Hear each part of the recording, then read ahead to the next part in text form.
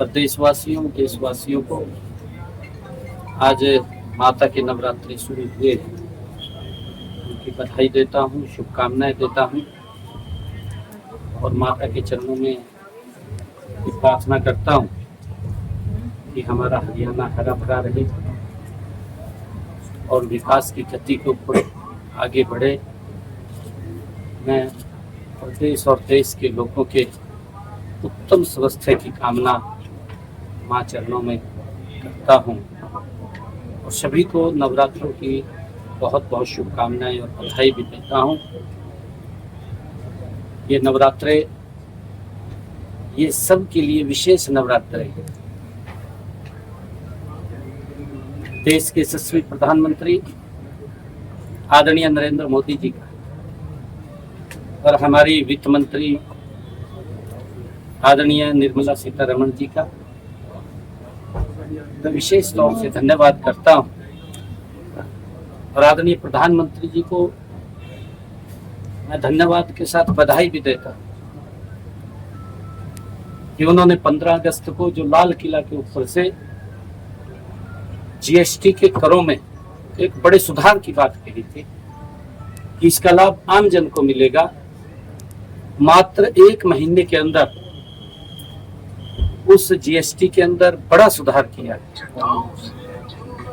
और आज से उसको लागू किया है। आज नवरात्रों का प्रथम दिन है, आज से नवरात्रि शुरू हो रहे, हर घर में खुशियां आए, आदरणीय प्रधानमंत्री जी की सोच है। बहुत सारे जीएसटी को जीरो किया है, जो 12 और 18 की स्लैब थी उसको खत्म किया है। 18 और 27 की जो स्लैब थी 12 और 27 की उसको खत्म किया है। मात्र 2 स्लैब 5 और 12 18 की वो स्लैब रखी है कि उसके अंदर बहुत सारे ऐसे प्रोडक्ट हैं जो आम व्यक्ति को दैनिक उपयोग में वो काम आते हैं, उनके ऊपर कहीं पे जीएसटी जीरो किया है। हमारे जो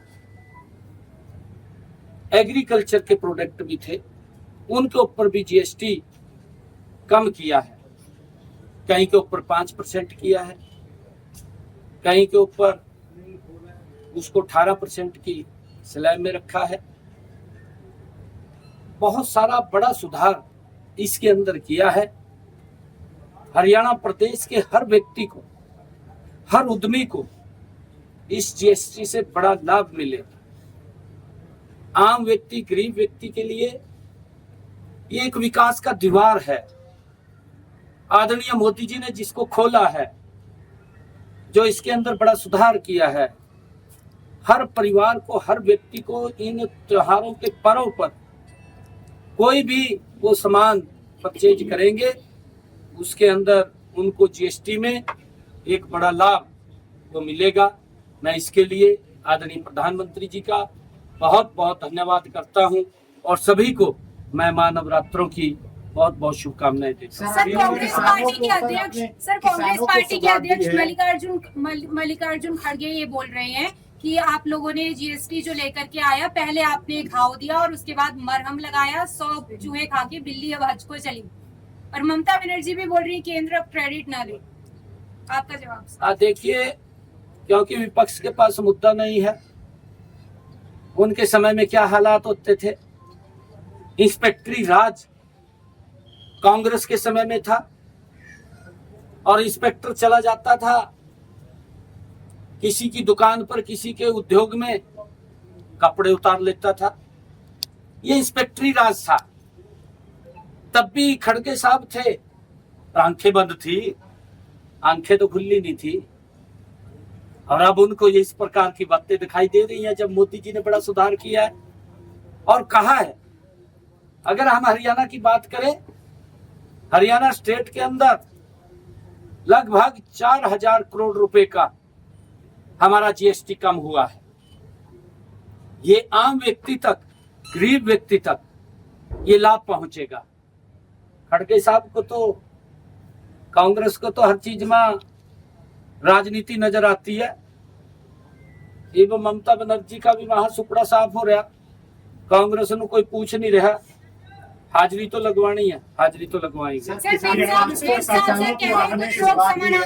अगर किसानों की बात करें सर, धान खरीदा से शुरू हो रही है, गेहूं के बीज पर भी सब्सिडी आपने बढ़ा दी है, किसानों के लिए भी सर जीएसटी का फायदा भी किसानों को ट्रेक्टर हाँ देखिए, हमने बीज के ऊपर सब्सिडी दी है और आज धान की भी परचेज शुरू हो गई है। नवरात्रों का पहला दिन है और जीएसटी का भी लाभ हर व्यक्ति को मिल रहा है।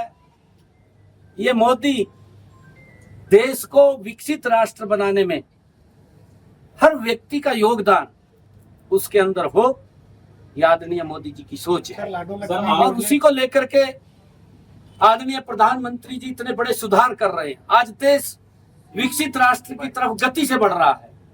आज अगर हम देखें, हमारी जो इकोनॉमी है दुनिया के अंदर, हम आज चौथे स्थान पर हैं और आने वाले समय के अंदर जो प्रधानमंत्री जी ने कहा है लोकल फॉर वोकल, और जो आदरणीय प्रधानमंत्री जी ने जीएसटी की ये उन्होंने जो बात की है, आदरणीय प्रधानमंत्री जी ने कहा है कि जो हमारे प्रोडक्ट हैं जो देश के अंदर बन रहे हैं, हमें उनको उपयोग करना चाहिए, स्वदेशी को अपनाना चाहिए।